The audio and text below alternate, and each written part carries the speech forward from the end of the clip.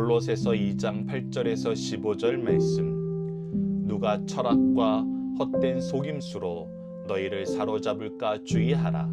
이것은 사람의 전통과 세상의 초등학문을 따름이요 그리스도를 따름이 아니니라. 그 안에는 신성의 모든 충만이 육체로 거하시고 너희도 그 안에서 충만하여졌으니 그는 모든 통치자와 권세의 머리시라. 또 그 안에서 너희가 손으로 하지 아니한 할례를 받았으니 곧 육의 몸을 벗는 것이요 그리스도의 할례니라. 너희가 세례로 그리스도와 함께 장사되고 또 죽은 자들 가운데에서 그를 일으키신 하나님의 역사를 믿음으로 말미암아 그 안에서 함께 일으키심을 받았느니라.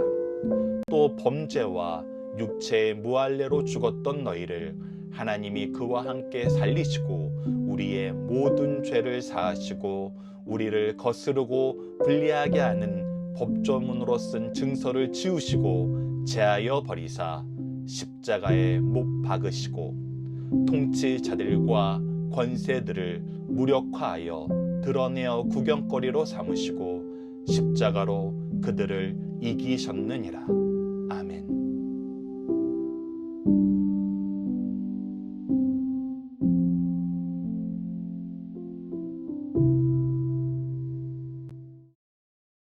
안녕하세요. 승리한산 가족 여러분, 그리고 강성성경연구원 여러분, 오늘은 골로새서 2장 8절에서 15절 말씀을 예수 안에서 함께 지으심을 받았느니라 라는 제목으로 함께 말씀을 나누도록 하겠습니다. 오늘 본문 말씀을 통해서는 우리가 따르는 질서가 무엇인지, 우리가 얻게 되는 그 질서 안에서의 능력은 무엇인지, 은혜는 무엇인지, 권능은 무엇인지를 우리에게 가르쳐 줍니다. 그래서 우리가 먼저 구별해야 될 것을 가르쳐 줍니다. 우리가 잘못 믿는 거에 대해서 얘기를 해줍니다. 8절을 봅시다. 누가 철학과 헛된 속임수로 너희를 사로잡을까 주의하라. 우리가 주의해야 되는 것이 무엇이냐면 철학, 즉 세상 학문이라는 것입니다. 그리고 헛된 속임수라는 것은 하나님을 제거하려는, 하나님을 믿지 않게 하려는, 하나님이 세우신 질서에서 벗어나게 하려는 모든 시도가 바로 헛된 속임수가 되는 것입니다. 이것에 우리가 사로잡히지 않도록 주의하라는 것입니다. 여러분들, 사실 이것은 우리 주위에 너무나 많이 있습니다. 우리가 과학이 발전하고 나서 과학적인 사고방식, 이성적인 사고방식, 이것이 중요하다고 얘기합니다. 그래서 우리가 증명되지 않은 것은 믿을 수 없다 그러고 이해되지 않는 것은 따를 수 없다라고 얘기합니다. 그러나 그렇게 얘기하는 그 가운데에서도 그들이 완전하게 증명한 것이나 완전하게 입증되고 이해된 것이 아니라 내 의지와 좀 더 가까운 것을 따라가게 만드는 것이 정말 많다는 것입니다. 그래서 사람의 전통과 세상의 초등학문을 따르는 것이 오히려 우리가 뭔가 더 많은 것, 더 확실한 것, 더 분명한 걸 믿는 것 같지만 사실은 더 확실한 것, 더 많은 것, 더 분명한 걸 믿는 것이 아니라 우리 소견에 좋은 것을 따라가는 것일 뿐임을 우리는 결국 인정할 수밖에 없습니다. 그래서 많은 사람들이 이것이 증명되는 것, 이것이 이해되는 것, 이것이 우리에게 나타나는 어떤 모습으로 이것을 우리가 믿는 것이 아니라 우리가 더 선호하는 것을 따라간다는 것을 우리는 이 세상을 살면서 너무나 잘 알고 있습니다.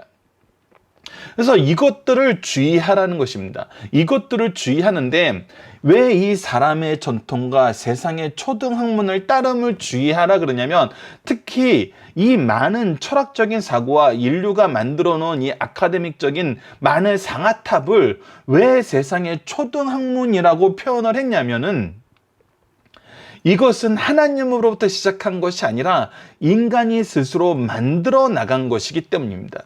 인간이 스스로 믿고자 하고 추구하고자 하는 것을 계속해서 발전시킨 것이지 이것이 옳은 것이 아니라는 거예요. 이것이 그리스도를 따르는 것이 아니라는 것입니다.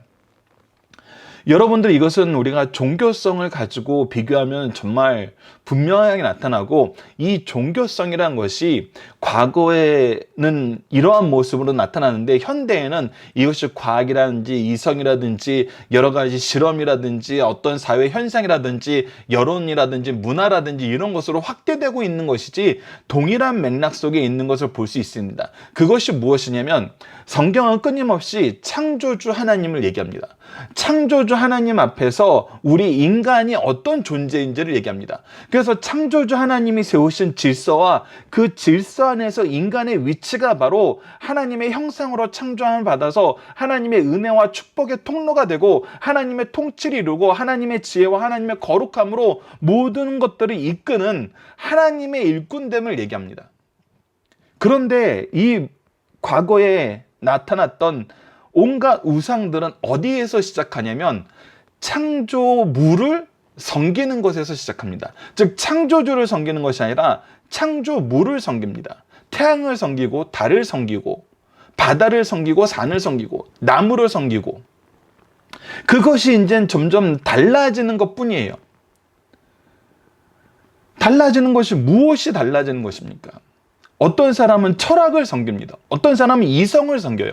근데 철학이라든지 이성이라든지 지성이라든지 과학적인 어떤 관찰이라든지 그것은 우리가 새롭게 이름을 지어준 것뿐이지 이미 하나님이 창조하신 이 창조 세계에 있는 것들이잖아요. 그런 맥락에서 여러분들 과거의 우상과 지금 현재 여러 가지 학문들은 동일하다는 것입니다. 하나님이 세우신 이름 앞에서, 하나님이 세우신 질서 앞에서 사는 것이 아니라 우리가 태양을 신이라고 섬기고 달을 신이라고 섬기고 새로운 이름을 부여해서 그것들에게 의미를 두고 우리의 믿음의 대상이 되게 만든 거잖아요. 지금 현재 인간들이 가지고 있는 모든 학문 가운데 내가 믿고 있다라고 얘기하는 것이 이르지 않은 경우가 있냐는 것입니다. 참되게 창조주로서 선언하시고 질서를 선언하시고 역사를 확인시켜 주시고 하나님의 통치를 보여주면서 믿게 하신 것이 성경 이외에 있냐는 거예요. 그래서 하나님의 질서를 거부하고 하나님의 창조를 거부하고 창조물을 섬기는 모든 것을 사람의 전통과 세상의 초등학문을 따르는 것이라고 얘기합니다. 그래서 우리가 구별해야 되는 것은 그리스도를 따르는가, 하나님의 통치와 하나님의 구원의 역사를 따르는가, 아니면 내가 만들어 놓은 걸 따르는가, 항상 이 두 가지 구분을 우리가 할 줄 알아야 된다는 것입니다. 그리고 우리는 주의해야 되는 것이 무엇이냐면 이것이 사람이 만든 것인가, 하나님이 우리에게 말씀해 주신 것인가를 알아야 돼요. 특히 우리가 교회 안에서도 우리가 믿고 따르는 것이 사람의 이야기인가 하나님의 이야기인가를 알아야 돼요. 저는 그래서 유치부나 초등학교 아이들에게도 정말 계속해서 이것을 확인할 줄 알아야 된다고 얘기를 합니다. 제가 그 아이들과 평생 같이 있을 수 있는 것이 아니기 때문에 너희들이 신앙생활 하는데 교회 안에서도 거짓 선지자들이 드러나거든요. 골로새서를 쓴 것도 교회 안에서 이 거짓 주장이 있기 때문에 이 말씀으로 우리에게 구별하라고 가르쳐 준 거잖아요. 주의하라고 가르쳐 준 거잖아요. 그래서 그들이 주장하는 거에 대해서 우리는 항상 물어봐야 돼요. 그것이 성경 어디를 통해서 나타나는 것입니까? 하나님의 말씀 무엇을 근거로 하신 말씀입니까? 그러면 우리가 그런가 해서 살펴볼 줄 알아야 된다는 거예요. 이것이 하나님의 말씀이 아니고 세상의 학문을 가지고 와서 세상의 주장을 가지고 와서 우리를 강하게 푸시하던 아니면 교묘하게 푸시하던 이것을 우리가 분명히 구분할 수 있어야 된다는 것입니다. 그리고 그것을 구분해야 되는 가장 중요한 이유를 9절과 10절에서 얘기합니다. 다시 한번 강조하지만 사람의 전통과 세상의 초등학문이라는 것은 창조주 하나님을 섬기는 것이 아니라 창조물을 섬기는 거에서 시작하는 거예요. 얼마 전에 어떤 학자가 그런 얘기를 하더라고요. 나는 경제학을 믿는다라고 얘기해요. 어떤 사람들은 경제학을 믿지 않는 상태에서 경제라는 학문으로만 하는 사람이 있는데 나는 경제학을 믿는다고 얘기하더라고요. 이거는 우리에게 굉장히 중요한 의미를 부여해요. 우리가 과학을 믿는다? 과학을 연구한다. 이것은 분명히 차이가 있어요. 때로는 이것이 우리 신학하는 사람들 앞에서도 있어요. 내가 신학을 학문으로 하는지 정말 하나님을 믿는 것인지. 신학이라는 것은 하나님을 믿는 것이지 하나님을 내가 학문적인 연구의 대상으로 삼아서 그것을 연구하는 그 과정이 아니에요. 그래서 이 두 가지 차이만 있는 것이는 겁니다. 내가 믿는 것과 하나님을 창조주를 믿는 것과 창조주가 만든 어떤 물건을 가장 높은 자리에 놓고 그것을 믿는 것과 항상 이 두 가지가 나눠져 있다는 거예요. 그것이 이제 말세가 가까워지면서 나타나는 가장 큰 특징 중에 하나는 뭐냐면 내가 가장 높은 자리에 있고 싶어 한다는 거예요. 포스트 모더니즘 자유민주주의 사회에서 현대 사회에서 사람들이 가장 믿고 싶어 하는 것이 뭐예요? 나의 결정이 옳았다라는 걸 가장 믿고 싶어 해요. 나의 선택이 옳았다라는 걸 믿고 싶어 해요. 그래서 선거를 할 때도 나의 선택이 옳았음을 증명하기 위한 선거를 하고 내 인생을 뒤돌아보면서 얘기할 때도 나의 선택이 옳았음을 그리고 나는 나의 선택에 만족하고 있음을 나는 나의 선택을 신뢰하고 있음을 얘기하려고 해요. 근데 그거는 사실 사람의 전통과 세상의 초등학문을 따르는 것과 다르지 않다는 거예요. 그리스도를 따르는 것과 다르다는 거예요. 근데 그리스도를 따르는 것이 그렇다면 왜 중요하냐? 왜 좋은 것이냐? 왜 그것이 가장 지혜로운 것인가? 라고 했을 때 9절 그 안에는 신성의 모든 충만이 육체로 거하시고 즉 하나님의 뜻과 하나님의 계획과 하나님의 역사가 오직 육체로 오신 예수 그리스도를 통해서 우리가 완전히 알게 되었다는 거예요. 그가 세우신 창조의 질서와 그가 소유하신 이 온 우주와 그가 통치하시는 이 질서와 하나님이 그 안에서 이 질서를 완성시키면서도 우리를 향한 그 구원의 역사를 이루신 하나님의 사랑과 공의 완벽한 조화가 오직 예수 그리스도를 통해서 나타나고 이것이 마지막 때는 심판으로서 우리에게 반드시 성취됨을 우리에게 반드시 이 역사를 증명시켜 주심을 우리에게 가르쳐주고 있다는 거예요. 그래서 우리가 이 질서 안에서 올바로 산다는 것은 어떻게 사는 것이냐면 너희도 그 안에서 충만하여져서 그 안에서 충만함을 누리는 거는 거예요. 예수 그리스도를 말미암아 하나님을 아는 충만함, 하나님의 역사를 경험하는 충만함, 하나님의 은혜를 경험하는 충만함, 하나님의 능력과 하나님의 생명을 하나님이 주신 승리를 경험하는 충만함으로 사는 거라는 거예요. 그리고 오직 예수 그리스도만이 이것을 우리에게 주실 수 있는데 그 이유는 뭐냐면 그는 모든 통치자와 권세의 머리시기 때문이라는 거예요. 하나님이 그를 머리로 삼으셨다는 거예요. 하나님이 그를 왕으로 세우셨다는 거예요. 그를 통해서 이 통치를 이루신다는 거예요. 그래서 예수 그리스도를 따라야 된다는 거예요. 예수 그리스도를 따르지 못하게 하는 철학과 헛된 속임수에 사로잡히지 않도록 주의하라는 거예요.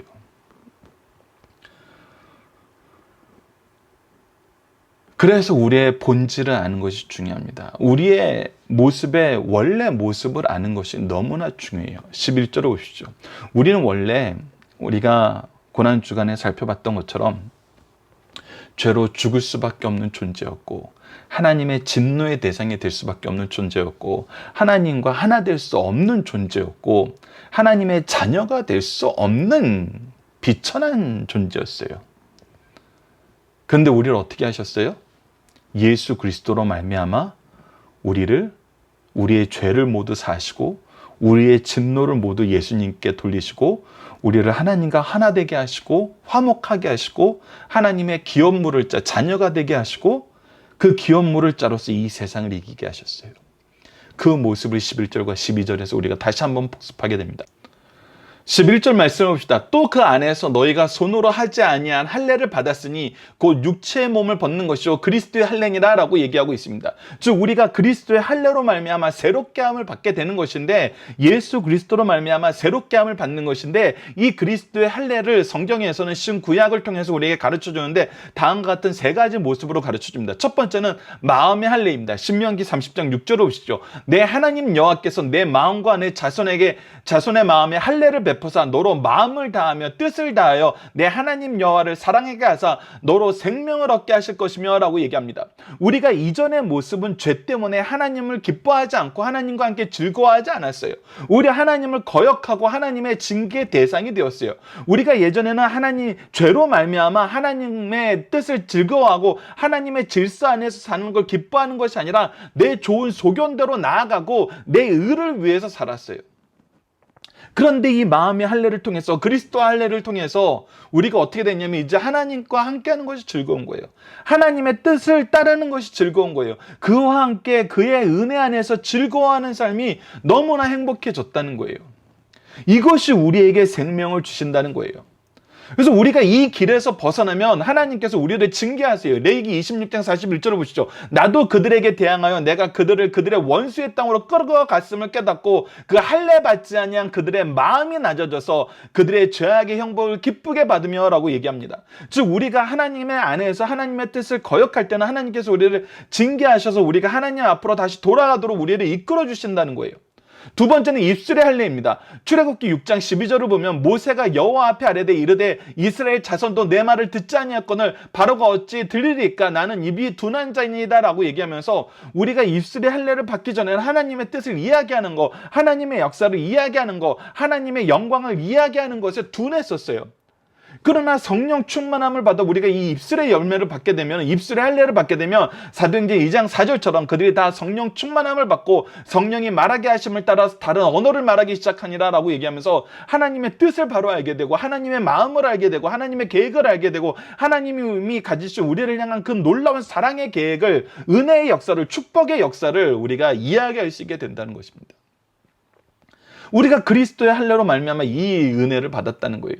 그리고 세 번째가 귀의 할례입니다. 예레미야 6장 10절 말씀을 보면 내가 누구에게 말하며 누구에게 경책하며 듣게 할고 보라 그 귀가 할례를 받지 못하였으므로 듣지 못하는도다. 보라 여호와의 말씀을 그들이 자신에게 요구로 여기고 이를 즐겨하지 않는다라고 얘기하면서 귀의 할례를 받지 않냐면 우리가 어떤 삶을 살면 하나님의 말씀 듣는 걸 게을리하게 돼요. 하나님 말씀 듣는 거를 욕먹는 걸로 생각해요. 하나님이 즐거워하시는 걸 우리에게 얘기하는데 우리가 그것을 너무나 싫어하는 삶을 산다는 거예요. 그러나 우리가 귀의 할례를 받으면 그의 말씀이 달코오묘해요. 그의 말씀이 너무나 기뻐요. 그가 주시는 지혜가 너무나 놀랍다는 것입니다. 그것이 바로 그리스도의 할례를 통해서 우리가 얻게 되는 은혜의 능력이라는 것입니다. 그리고 계속해서 얘기합니다. 12절 너희가 세례로 그리스도와 함께 장사되고 또 죽은 자들 가운데서 그를 일으키신 하나님의 역사를 믿음으로 알며 그 안에서 함께 일으키심을 받았느니라 라고 얘기합니다. 우리가 예수 그리스도로 말미암아 죽고 예수 그리스도로 말미암아 살아나게 되었다는 것입니다. 에베소서 2장 1절을 보시죠. 그는 허물과 죄로 죽었던 너희를 살리셨도다 라고 얘기하고 갈라디아서 2장 20절에는 내가 그리스도와 함께 십자가에 못 박혔나니 그런즉 이제는 내가 사는 것이 아니요 오직 내 안에 그리스도께서 사시는 것이라. 이제 내가 육체 가운데 사는 것은 나를 사랑하사 나를 위하여 자기 자신을 버리신 하나님의 아들을 믿음 안에서 사는 것이냐. 즉 우리가 그리스도와 함께 죽었고 그리스도와 함께 살게 되었다는 거예요. 그래서 우리는 그리스도와 하나 된 삶을 산다는 거예요. 그리스도 안에서 그리스도와 함께 사는 삶. 그것이 바로 우리 그리스도인들의 삶의 모습이고 우리가 이 모습으로 회복되게 되었다는 거예요. 누구를 통해서? 예수 그리스도를 통해서. 그래서 우리가 그의 안에 거함으로 하나님을 아는 모든 지혜의 풍성함과 하나님의 능력이 나타나는 모든 능력의 풍성함과 하나님께서 우리에게 주신 사명 안에서 열매를 맺게 하시는 열매의 풍성함 속에서 살게 됐다는 거예요. 지혜와 능력과 열매가 풍성한 삶을 살아요. 그러나 반대로 계속해서 가르칩니다. 사람의 전통과 세상 총무당을 따르는 것은 내가 조금 자랑할 만한 어떤 내 자랑거리는 조금 얻을 수 있어요.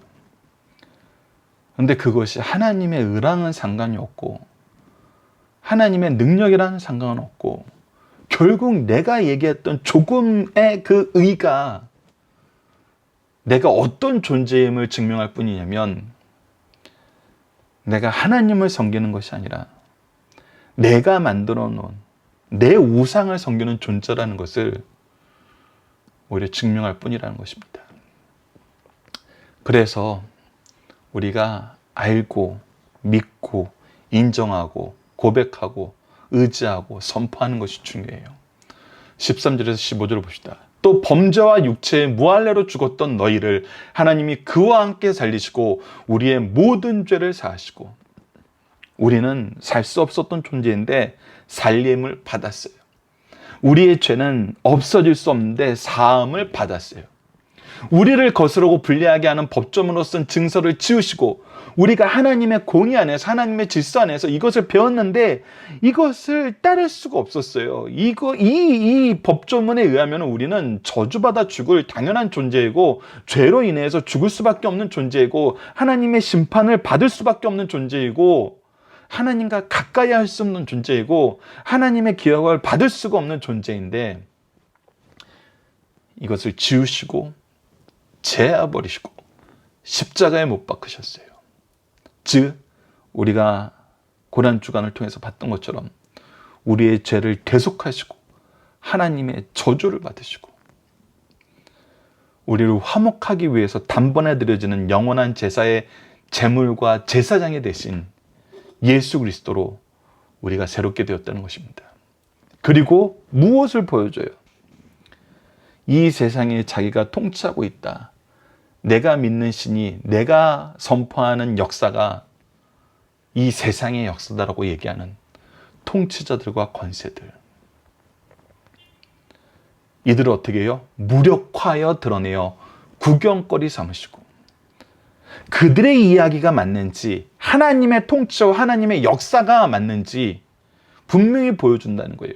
생명을 얻는 길이 너희들이 얘기하는 누군가를 짓밟고 밟아서 올라가서 내가 생명의 통치자가 되는 것인지 아니면 예수 그리스도로 말미암아 새 생명을 얻는 것인지 가르쳐준다는 거예요. 어떤 통치자도 죽음을 이길 수 없었고 어떤 통치자도 심판 앞에서 심판의 주권자가 될 수 없었어요. 피고인이 될 수밖에 없고 죽을 수밖에 없어요. 그것을 하나님께서 보여주시고 그들이 생각하는 모든 것, 그들이 주장하는 모든 것 어떻게 하셨다? 십자가로 그들을 이기셨느니라. 아멘. 우리에게 이것을 가르쳐줘서 다시 한번 우리로 하여금 바르게 믿게 합니다. 철학과 헛된 속임수로 우리를 유혹하는 자들을 주의하고 하나님이 세우신 창조의 질서 안에서 하나님을 섬겨야지.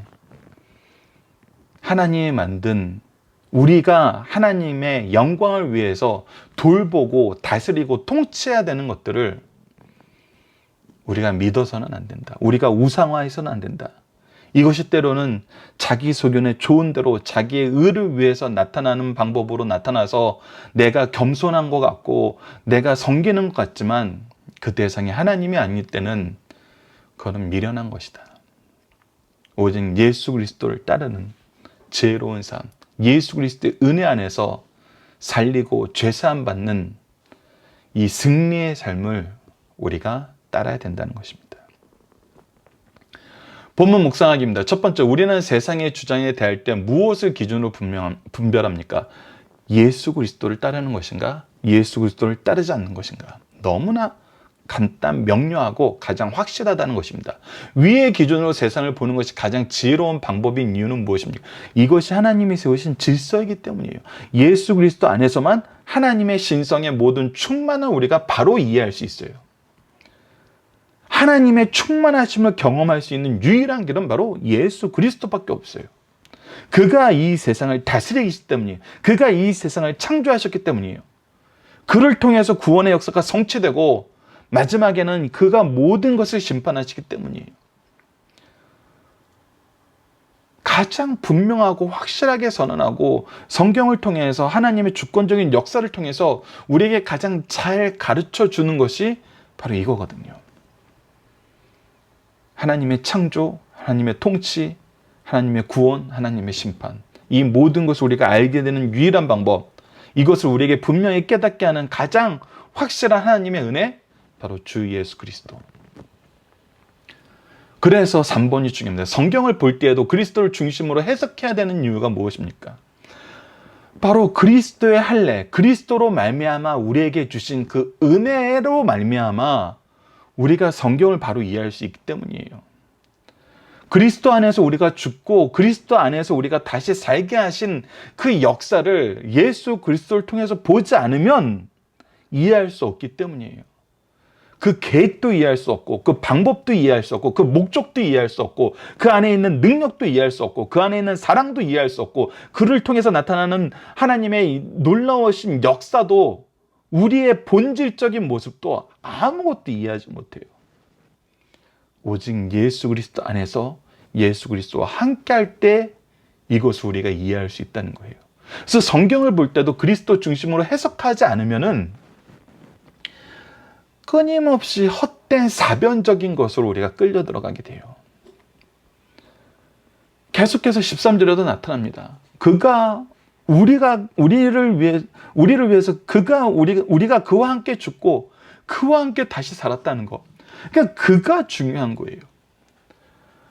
이것을 우리가 알지 못하면은, 그래서 법조문으로 쓴 모든 증서를 그를 통해서 대신 이루게 하시고, 우리의 모든 죄의 대책은 다 그리스도에게 맡기신 이 하나님의 방법을 이해하지 못하면은, 우리는 끊임없이 또 이 죄책과 우리의 무능력과 이 무지함 속에서 아무것도 할 수가 없어요. 오히려 죄를 계속 반복하는 걸 보고 정말 자괴감만 들 뿐이에요. 우리의 존재의 한계가 과연 이 정도밖에 안 되는구나.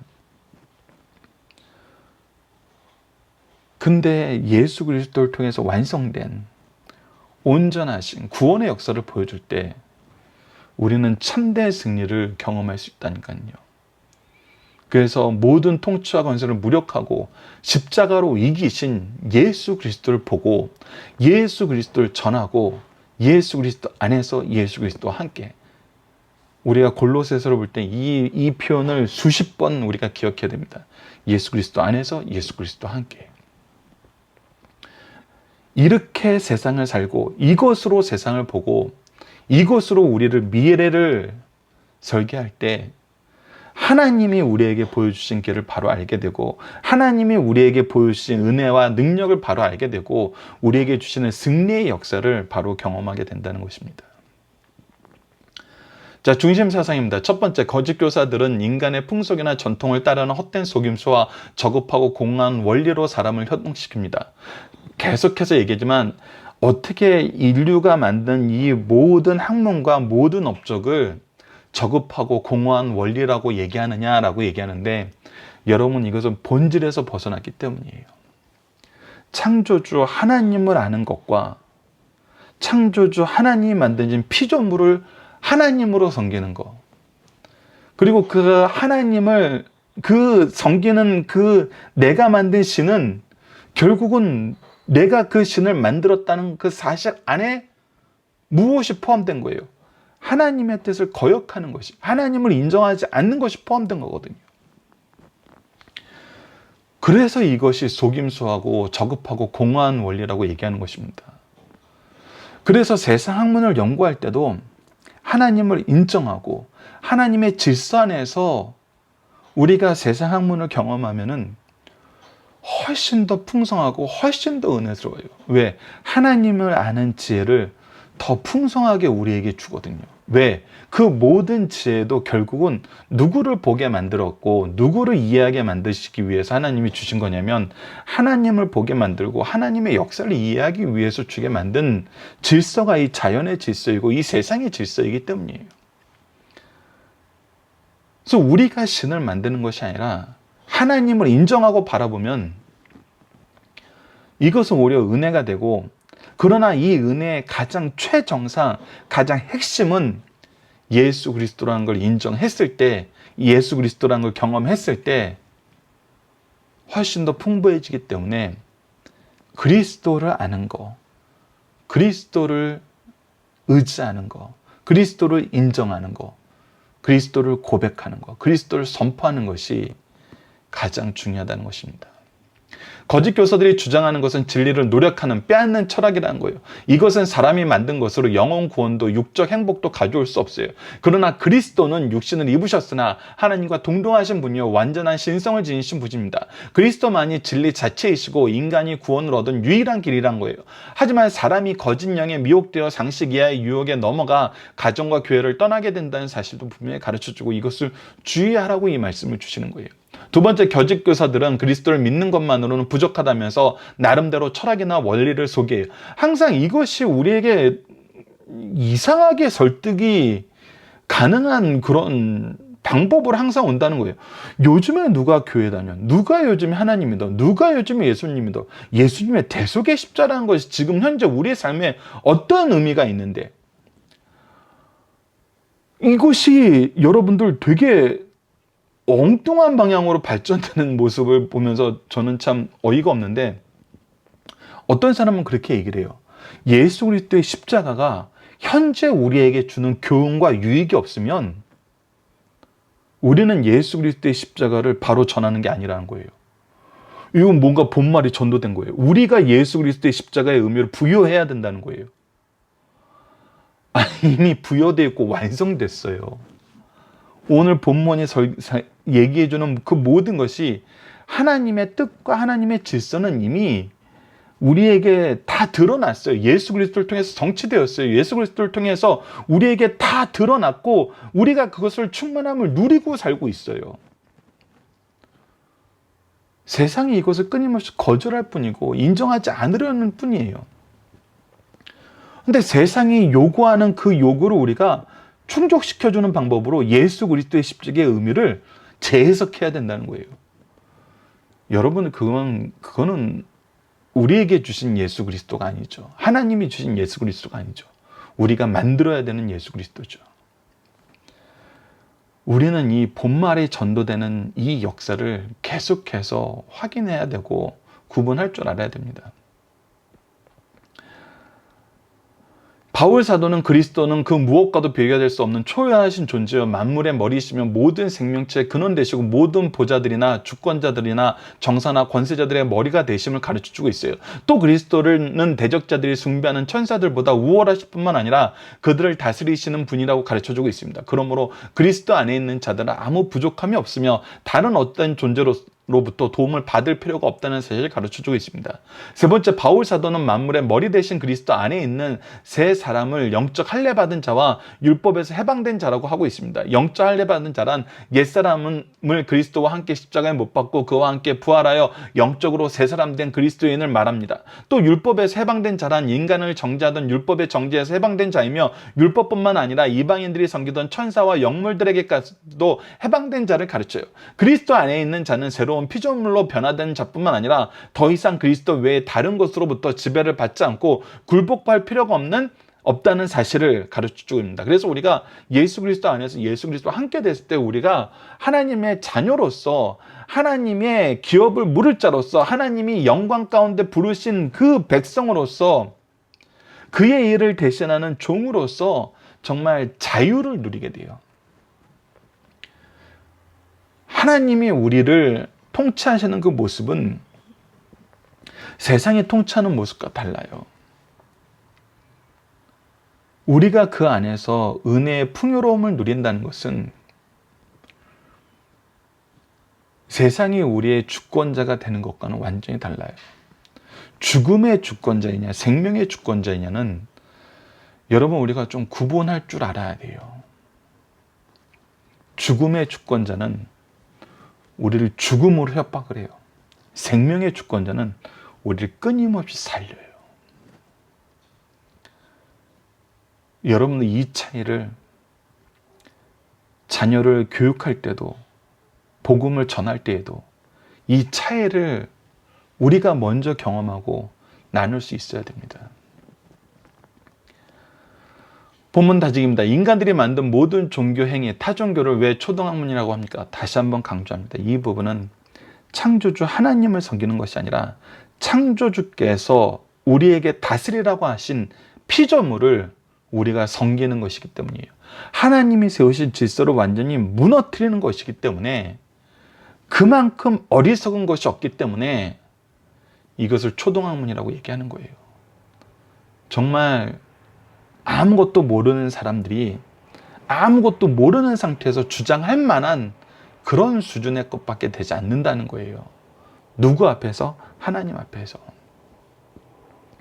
두 번째, 세례를 통해서 우리는 어떤 삶을 살게 되는가? 앞서 나눴던 것인데 바로 마음의 할례, 입술의 할례, 귀의 할례를 통해서 우리가 마음의 할례를 통해서 하나님과 함께하는 것을 즐거워하게 되고, 입술의 할례를 통해서 하나님의 말씀 전하는 것을 기뻐하게 되고, 귀의 할례를 통해서는 하나님의 뜻을 듣는 것을 즐거워해요. 즉 하나님 안에서 하나님과 함께하는 것을 즐거워하게 된다는 거예요. 그리스도 안에서 그리스도와 함께하는 것을 즐거워하게 된다는 거예요. 이것을 싫어하지 않고, 이것을 거부하지 않고, 이것을 무거운 짐으로 여기지 않고, 이것 때문에 괴로워지지 않는다는 거예요. 오히려 즐거워지고 기뻐지고 참된 평안을 누리게 되고 참된 행복을 누리게 된다는 것입니다. 자, 본문 적용입니다. 인생의 실수를 반복하고 실패를 경험하게 되는 가장 큰 이유는 무엇입니까? 여러분 시편 119편 105절과 176편을 보시죠. 주의 말씀은 내 발의 등이요 내 길의 빛이나이다. 이른 양같이 내가 유리하오니 주의 종을 찾으소서. 내가 주의 계명을 잊지 아니함이니이다. 주의 말씀, 주의 뜻, 주의 계획, 하나님을 아는 것이 없을 때는 하나님의 뜻을 알지 못하고 하나님의 계획을 알지 못하고 하나님이 우리를 부르신 이유를 알지 못하고 이 세상에 나타나게 하신 이유를 알지 못하고 우리를 이끄시는 곳을 알지 못하고 이끄시는 방법을 알지 못하면은 우리는 계속 실수와 실패를 반복하게 돼요. 그래서 우리가 하나님의 말씀을 알아야 돼요. 하나님의 말씀을 의지해야 돼요. 그래서 하나님의 진리의 말씀이 성경이 인류에게 주는 유익은 무엇입니까? 요한복음 8장 31절과 17장 17절을 봅시다. 진리를 알지니 진리가 너희를 자유하게 하리라. 그들을 진리로 거룩하게 하옵소서. 하나님의 말씀은 진리이나이다. 우리가 진리 안에서 하나님의 말씀 안에서 예수 그리스도의 복음 안에서 자유를 얻게 되고 하나님의 거룩하심 안에 우리가 거하게 된다는 거예요. 은혜 안에 거하게 된다는 거예요. 새롭게 하심의 역사를 우리가 충만하게 경험하게 된다는 것입니다. 그래서 어떤 삶이 지혜로운 삶인가? 잠언에서 분명히 나타납니다. 잠언 1장 7절과 9장 10절, 10편 14편 1절을 봅시다. 여호와를 경외하는 것이 지혜의 근본이거늘 미련한 자는 지혜와 훈계를 멸시하느니라. 여호와를 경외하는 것이 지혜의 근본인 것을 거룩하신 자를 아는 것이 명철이니라. 어리석은 자는 그 마음에 이르기를 하나님은 없다는도다. 그들은 부패하고 그 행실이 가증하니 선을 행하는 자가 없도다. 즉 하나님을 인정하는 것이 가장 지혜로운 것이고 하나님이 없다고 하나님의 통치를 거부하는 것이 가장 어리석고 부패한 길이라는 것입니다. 그러니 하나님을 아는, 하나님을 우리에게 완전하게 알려주시는 예수 그리스도를 아는 것, 예수 그리스도를 우리에게 가장 잘 소개해 주시는 하나님의 말씀을 아는 것, 성령의 인도하심에 의지하는 것, 이것이 우리에게 가장 중요한 삶의 모습이라는 것입니다. 이번 주 공동 기도 제목은 예수님을 통해 새롭게 하심을 입고 예수님의 길을 따르고 예수님의 충만함을 누리고 기쁨으로 예수님을 전하는 삶을 살게 하여 주소서입니다. 오늘 본문 말씀을 통해서는 우리에게 주신 진리의 말씀이 삶의 기준이 되게 하시고 주의 교훈으로 세상을 보게 하여 주소서. 우리를 자유롭게 하시고 거룩하게 하시는 진리를 따르게 하여 주시고 이를 멸시함으로 어리석은 길로 가지 않게 하시고 하나님을 인정하고 의지하여 주님의 뜻 안에서 승리하는 삶을 살게 하여 주소서 기도하는 우리 승리하는 삶 가족 여러분들, 강성성경연구원 여러분들이 기도합니다. 감사합니다.